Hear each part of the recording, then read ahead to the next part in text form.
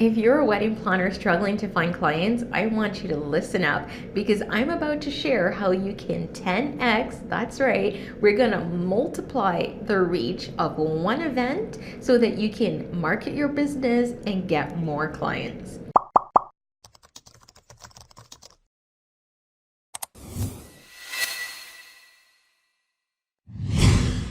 Hi, I'm Jody-Ann, founder of the Event Certificate, and I work with event planners and wedding planners to help them turn clicks into clients. That's right, I'm all about your digital marketing strategy. Now, I started my business from the couch in my condo making nothing to working on 5 and 6 figure events, and I want to help you to do the same. So let's say you've had an event. We're gonna focus on weddings for this episode. So let's say you have a wedding and you've planned the event, you've gone through the process, you've done all the things. That's the first thing that you need to do to get this process started.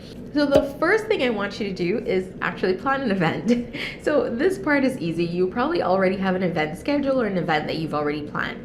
But what I want you to do in this step is I want you to actually take photos while you're working on the event. So as you're going through the process and planning, take a before photo, take an after photo of the venue, right? Show the transformation that you're able to create. Also share behind the scenes, maybe the bride is getting ready. Share little videos and little photos, just take them all and keep them on your phone.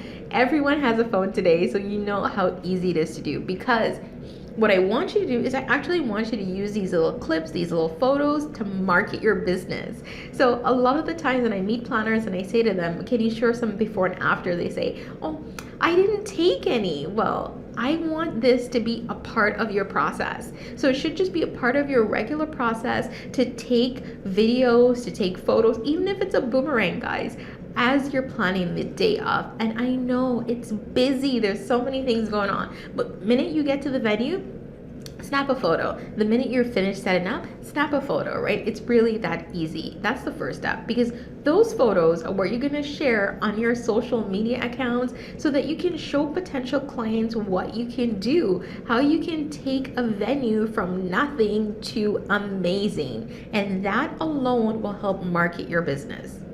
Now, step number 2 is I want you to post your event photos once you have them to your website.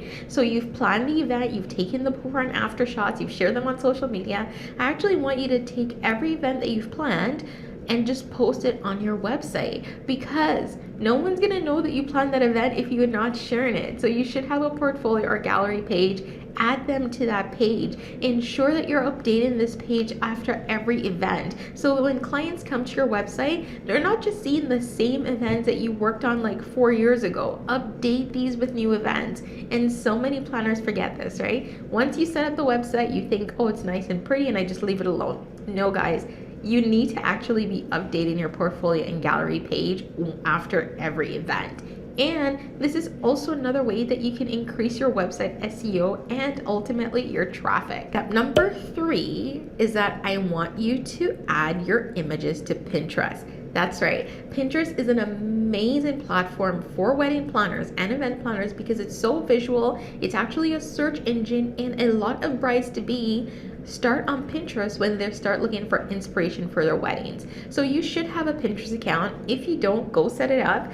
And what I want you to do is I want you to have different boards on Pinterest customized to all the different types of weddings. So let's say the event that you just planned was more of a rustic wedding, then you should have a rustic wedding board. You should have a wedding dress board. You should have wedding floral boards, right? And then what I want you to do is for all the boards where it's applicable, you add those photos. So for the rustic wedding board, you can add all the wedding photos. For, let's say, the floral arrangements for the weddings, you can add that all to your floral boards. If you got a shot of the bride in her dress, add that to the wedding dress board, right? That one event should be spread across different boards, and it should give you an opportunity to get more views and more traffic on not only to your Pinterest account, but ultimately to your website. Because when you upload these photos, of course, the thing that you're gonna do is that you're gonna link them to your website. So if a client sees that inspiration and they really like it, when they click it, it should be taking them back to your web page, right? So they can see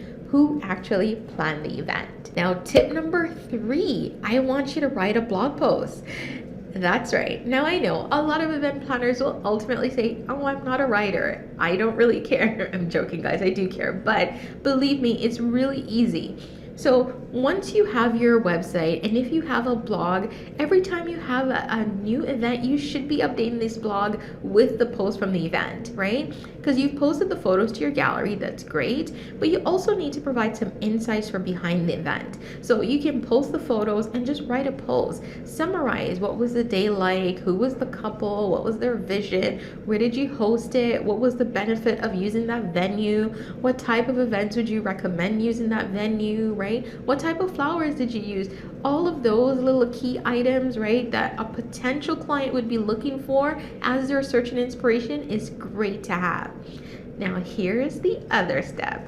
Now, once you have that blog post, it's great. It's a great way to drive traffic to your website and get your SEO up because you're going to be using certain keywords, right? So you're going to be using keywords. So let's say it is a rustic wedding, right? Rustic wedding Atlanta or something like that. It's a keyword that would help to drive more traffic to your website. Now, once you do that, we're going to move to step number 5. And this is where I want you to now create another pin, and this is going to be for your blog post.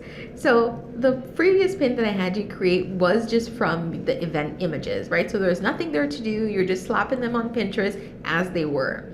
Now here's the other thing I want you to do. Once you've written a blog post, I want you to hop on a program like Canva, and I'm going to show you exactly. I'm going to link Canva down below so you know where to find it. So what you want to do is you want to hop onto a program like Canva, and let's say your blog post was 5 things to do if you're planning a rustic wedding. Now, what you could do is you could just go on Canva and create a pin with that title, right? And link it all to your blog post. Or maybe you had this particular wedding at, I don't know, a chapel in Toronto. You could say, oh, the Bartholomew Chapel in Toronto rustic wedding, right? And you link that. Now, here's the other tip I'm going to give you for Pinterest. For Pinterest, for rich pins, which is what you call blog post that has the title and a link and an image, and that's what I want you to create, right? I want you to actually, for the blog post, you're going to add a title, you're going to add an image from the event, just one, and then you're going to have your website linked. And I'll drop an example, of course, down below so you can see that. And what you're going to do is you're going to create multiple pins for this one blog post because it increases your reach on Pinterest. Now, usually I say create 3 to 15, but if you know that you don't have a lot of time and you have events coming one after the other, you can just start with 3. So what I want you to do in a program like Canva, it's so easy. Canva has pre-designed templates that you can just use them and just put the same title on 3 different designs. The other thing you can do is if you find one design that you like, you can just change the photo and use that design for 3 different times.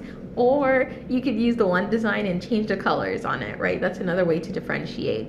But whatever it is that you choose, you should have 3 images for the blog post to pin on Pinterest. Because what's going to happen is a potential client who's looking for something, maybe they want to use the Bartholomew Chapel in Toronto as well, will see that when you post it on Pinterest and you link it with the title and description, they will click it, it will come to your website, and that's another potential lead. Of course, that's what we're all about. Now, tip number 6 is I want you to also create some graphics for other platforms. So in the beginning, I focused on Pinterest, but now I want you to diversify. So the next thing I want you to do is I want you to create images for Instagram. So from the same event, right? Because we're just focused on the one event and how you can use it to 10x your exposure. So from the same event, you can just take one of the photos or a couple, keep sharing them. There's nothing wrong with sharing multiple images from the same event, as long as it's not the same images over and over, right? Different angles, different shots. It's okay to share them, right? So what I want you to do is I want you to actually ensure that that photo is for the Instagram feed that is to size, right? So it's square, and you can use that in a post. You can post it on Instagram, speak a little bit about the wedding, speak a little bit about the couple. Maybe you want to throw in some interesting information, how they met, what was interesting about working with them, right? And that's an Instagram post. The next thing you can do on Canva is you can create an Instagram story graphic, right? So you can go in there, grab a template, pull one of the photos from the event, and then you can just put an overlay of text of what it was. You could say, I don't know, rustic wedding in Toronto, and use that to share on your stories, right? Again, another way of increasing exposure. Now, tip number 7 is that I also want you to do the same thing for Facebook. So just like we did with Instagram on the feed and on the stories, I want you to do the same thing with Facebook. So I want you to actually go on Canva, create a Facebook image, or you can use the image as is and post it on your Facebook page with a little blurb, explain about the event, something about the couple, right? That's another platform to increase your exposure. Now, this brings us to tip number 8, where we're going to now incorporate video. So if you have a video from your client's event, use it. So if you have a YouTube channel, you can put the video on YouTube. If you don't, you can just share it on another platform such as Facebook or Instagram, right? Whichever one that you use. You have IGTV. There are so many different platforms that you can share that video. Now, here's a tip that I want to share with you about the wedding videos. Unless you were the bride or groom, you probably don't want to watch a video for over an hour. No client does, right? If they don't have a personal connection with the bride or groom, chances are that's of no importance to them. So the video that I actually want you to use, and I know a lot of couples get this, is that little quick summary snapshot video that the photographers will often share, or the videographers will often share before they send you that full one. So something that just gives little highlights of the entire day. And it's usually maybe 2 minutes, 3 minutes at the most. That's the video that I want you to share. Because that's the video that gives enough intrigue where you can see glimpses of the event, but it's not boring me to death watching people recite their vows, especially if I don't know them. It's not of interest to me. So take that video clip, post it on your Instagram stories, post it on your Facebook stories, post it on IGTV, post it on your YouTube channel. This is another way of getting more traffic to your website, to your business. Get those DMs active. Now, my next tip is about your reviews. I'm sure you knew I was going to touch on that one. So if you got a client review, I also want you to share this. Don't just let that review sit on Google Reviews, sit on your website. I want you to actually go on Canva. Again, right? Canva is one of my top recommended programs, honestly. Go on Canva. Create an image graphic, like a little text graphic for your Instagram feed, for your Facebook feed, for your Instagram stories with the review, and share that review out. Ensure that other potential clients are seeing that the client enjoyed working with you, right? And my final tip, and this one is about connecting with your vendors. So once the event is all wrapped up and you're doing all the sharing, don't forget to connect with your vendors. Connect with the photographer, connect with the caterers, connect with all your vendors, and see if there's anything they would like to do to increase exposure for this event. For example, with the photographer, it might be that they want to submit it to a magazine to get published, or they want to submit it on a website to be featured. Work with them to see that come to fruition, because when that happens, you know what? You get media exposure, right? If it's featured in a magazine or it's featured on a website somewhere, it will be linking to your website, or it will be mentioned in your company. And again, that's another way of increasing your exposure. Now, of course, if you have any questions, drop them in the comment box below and I'm happy to answer them for you. And if you haven't already subscribed, stop waiting and hit that button so that you can get more tips like this one to help grow your event planning business.